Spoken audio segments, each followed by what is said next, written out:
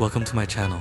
For those who love off-road motorcycles or modified motorcycles for riding on forest roads, you must be familiar with the Honda CRF300 family. But in 2026, a big change has happened. Honda has decided to stop producing the CRF300 and replace it with a brand new model, the Honda CRF300. What are the differences in this change? And is the CRF300 still a good choice for first-time riders? In this video, we will discuss and analyze it in detail.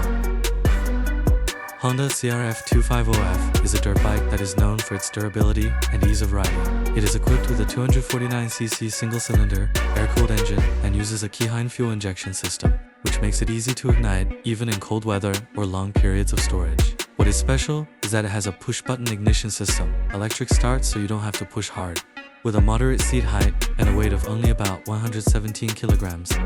It provides very easy handling for those who are just learning to ride off-road for the first time. But for 2026, Honda has made a major upgrade, changing it to the CRF300. This change brings a larger engine, more torque, and a smoother pumping system. However, for those who like lightweight, easy to maintain, and affordable motorcycles, the CRF300 is still the king of the used motorcycle market, or the one-water motorcycle that everyone is always looking for because its air-cooled engine is not as easily damaged or overheated as a water-cooled engine. In conclusion, even though the 2026 CRF300F is here, the CRF300 is still the perfect off-road motorcycle for those who want a weekend motorcycle that is not used to maintenance and is affordable. What do you all agree? Do you choose the CRF300 or wait to buy the new CRF300?